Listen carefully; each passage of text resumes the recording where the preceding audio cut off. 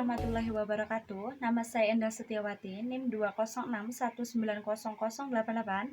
Di sini saya sebagai perwakilan dari kelompok 5 akan memulai presentasi dari materi manajemen sumber daya manusia meliputi peserta didik, pendidik, dan tenaga kependidikan dari mata kuliah manajemen pesantren. Semoga dengan adanya video pembelajaran ini akan menambah pemahaman kepada pembaca dan sekaligus menjadi pengalaman bagi kita.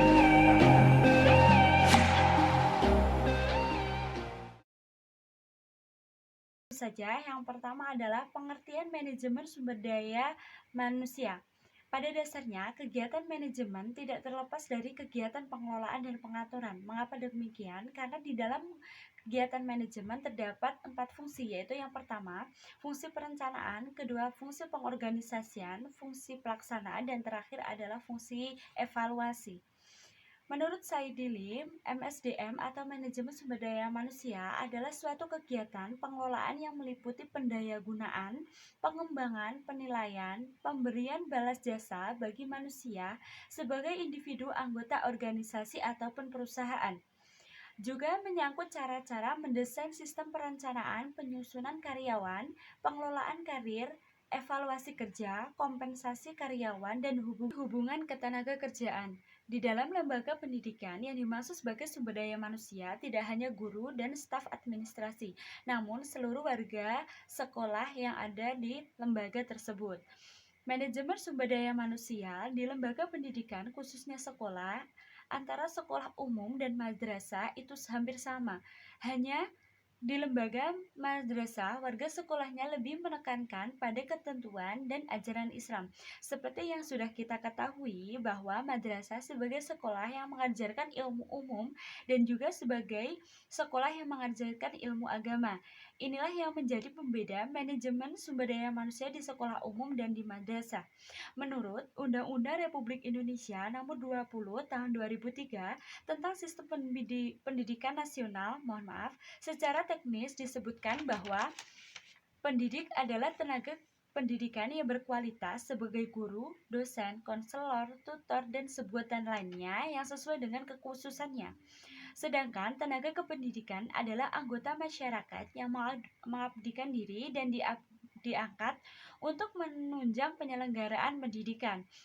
Dan peserta didik adalah anggota masyarakat, dan yang terakhir adalah peserta didik merupakan anggota masyarakat yang berusaha mengembangkan potensi dirinya melalui pembelajaran pada jalur, jenjang, dan jenis pendidikan tertentu, atau juga dapat disebut sebagai individu yang memiliki pilihan untuk belajar, mendapatkan ilmu, dan meraih cita-cita.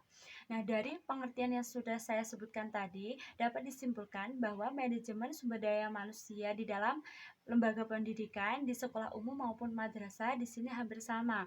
Nah, di sini pengaturan dan pengelolaannya dapat dimulai dari peserta didik, tenaga pendidikan yaitu guru, tutor, dosen, atau lain sebagainya, dan administrasi pendidikan. Sehingga di dalam lembaga pendidikan di sekolah umum maupun madrasah ini dikelola dengan baik agar sesuai dengan situasi dan kondisi serta sesuai dengan perkembangan zaman. Jadi di dalam manajemen sumber daya manusia ini akan terus meningkat untuk menjadikan lembaga pendidikan itu sesuai pada perkembangan zaman seperti yang saya sebutkan tadi, dan juga sesuai dengan kebutuhan yang diharapkan daripada masyarakat.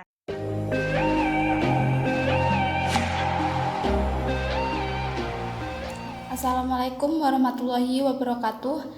Di sini saya akan menjelaskan mengenai tujuan manajemen sumber daya manusia.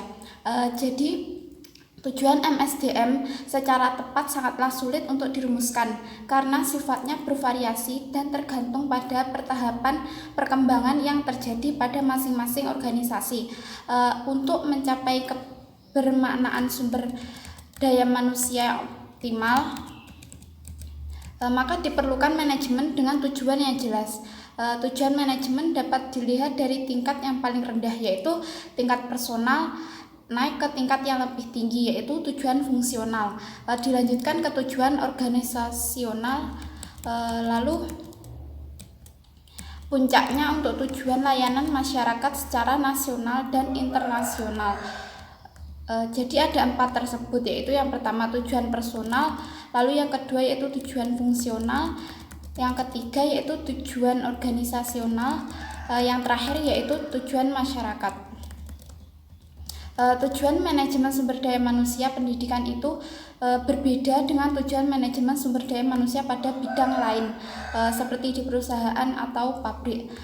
Nah, tujuan manajemen sumber daya manusia pada perusahaan atau pabrik lebih banyak untuk mencapai tujuan organisasional, yaitu dihasilkan produksi yang tinggi untuk mendapatkan keuntungan.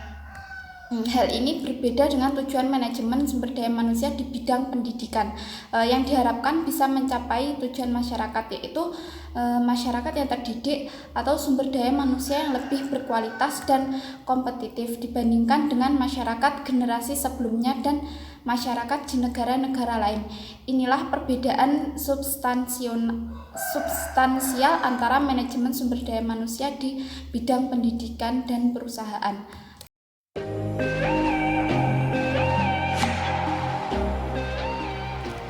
Baik, lanjut pada tujuan dan fungsi dari manajemen peserta didik atau kesiswaan.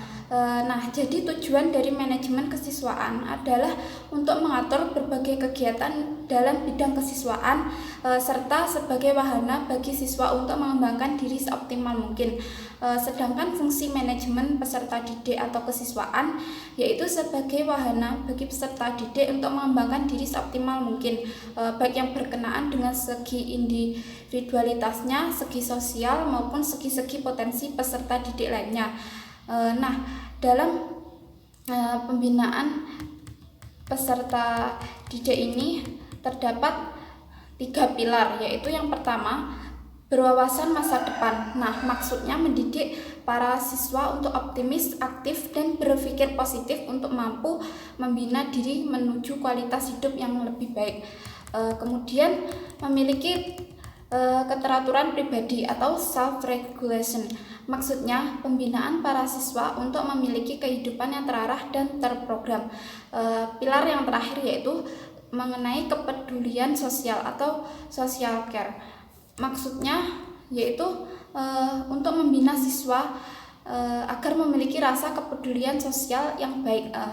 Jadi siswa diarahkan untuk peduli kepada lingkungan sosial.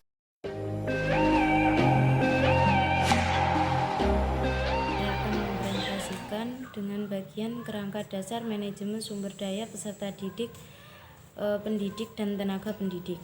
Kerangka pendidik dan tenaga kependidikan itu udah diatur dalam UUD nomor 20 tahun 2003 tentang sistem pendidikan nasional. Secara teknis disebut istilah pendidik dan tenaga pendidik. Pendidik adalah tenaga kependidikan yang berkualitas sebagai guru, dosen, konselor, pamong belajar, tutor, widyaswara, fasilitator, dan lain-lain.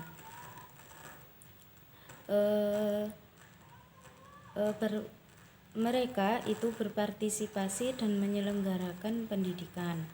Sedangkan yang dimaksud dengan kependidikan anggota yaitu masyarakat yang mengabdikan diri dan diangkat menyebut kelompok sumber daya manusia dalam penyelenggaraan sistem pendidikan dinyatakan pembelajaran dan pendidikan.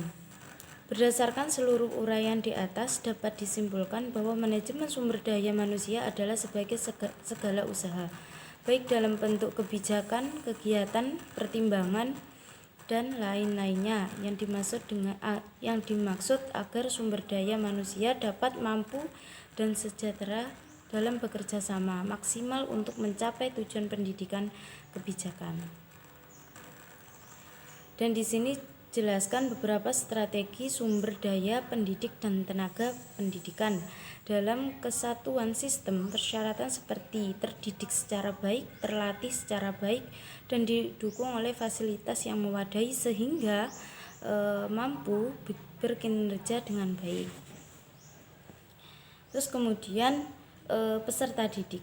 Dari pengertian beberapa ahli bisa dikatakan bahwa peserta didik adalah orang atau individu yang mendapatkan pelayanan pendidikan sesuai bakat, minat, dan kemampuan agar tumbuh dan berkembang dengan baik. Manajemen peserta didik adalah layanan yang memutuskan perhatian pada pengaturan, pengawasan, dan layanan siswa di kelas dan di luar kelas. Ada 3 pilar manajemen pembinaan peserta didik, yaitu berwawasan masa depan, memiliki peraturan pribadi, dan kepedulian sosial.